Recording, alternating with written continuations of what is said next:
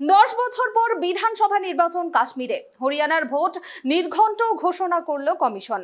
এবার কাশ্মীরে ভোট হবে 3 দফায়। উদ্বেগ প্রকাশ করেছেন প্রাক্তন মুখ্যমন্ত্রী Faruk Abdullah.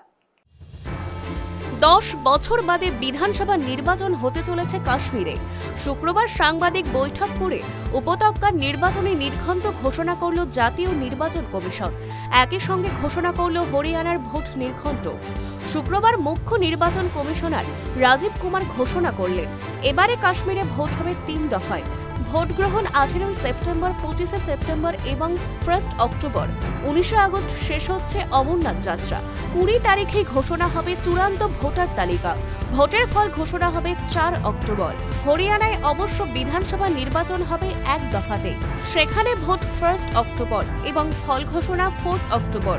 Elections in J&K will be held in 3 phases. So this is a shorter period.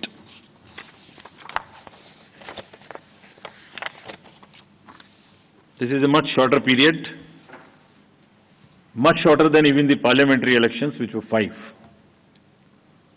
20th of August, just the next day of the Amarnath Yatra being complete, the 19th, would be the date of notification for the first phase, nominations till 27th, the scrutiny on the next day 28th, and date of poll will be 18th of September, and it's a Wednesday. We are also keeping that in mind, not keeping Fridays and Mondays to give a longer holiday spell. Second phase would be on 29th of August, and the statutory period of nominations and all, poll being on 25th of September. And phase 3, nomination on 5th of September, and every voting finishing on 1st of October. So counting would be on 4th of October, and everything would be over, bind up on 6th of October. We can show you the map also.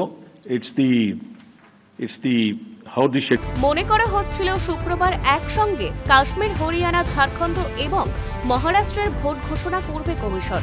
তবে কাশ্মীর এবং হরিয়ানা ছাড়া বাকি 2 রাজ্যের নির্বাচনী নির্ঘণ্ট ঘোষণা করা হয়নি। 370 ধারা বাতিল সংক্রান্ত মামলায় গত বছর শীর্ষ আদালত জানিয়ে দেয়, কাশ্মীরে গণতন্ত্রের পুনরুত্থান জরুরি।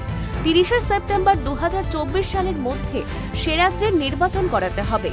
সেই মতো 3 দফায় ভোটের সূচির ঘোষণা করল কমিশন।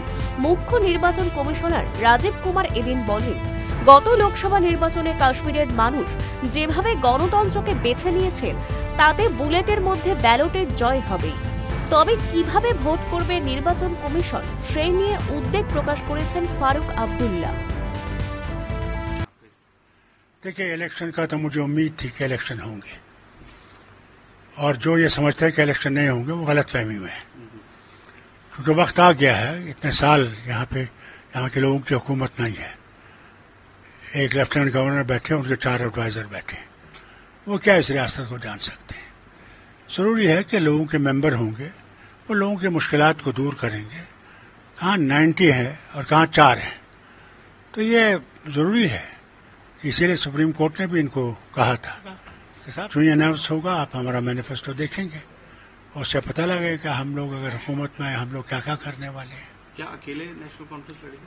देखिए, अभी तक तो यही ख्याल है, मगर क्या पता है कि वहाँ जो पार्टी है वो फैसला क्या करती है, क्या किसी से गठबंधन करना चाहती है, वो पार्टी फैसला करेगी। फारूक अब्दुल्ला, आप लड़ेंगे इलेक्शन? इंशाल्लाह मैं लड़ूंगा। उमर साहब, वो तो कहता है कि मैं नहीं लड़ूंगा जब तक यूटी है, इसलिए मैं उस सीट पे बैठूंगा। आप जब तक यूटी से हट के हम लोग स्टेट रोड में आ जाएंगे तो वो इंशाल्लाह इलेक्शन लड़ेंगे। मैं सीट छोड़ दूंगा, वो लड़ेंगे। জম্মু ও কাশ্মীরের মোট 90টি আসনে বিধানসভা ভোট হবে 3 দফায়। শেষবার 2014 সালে ভোট হয়েছিল কাশ্মীরে। সেবার সরকার করে বিজেপি পিডিপি জোট। আর হরিয়ানায় 90 আসনে ভোট গ্রহণ করে 1 দফাতেই। হরিয়ানায় এই মুহূর্তে ক্ষমতায় BJP. Bureau report, tribe TV Bangla.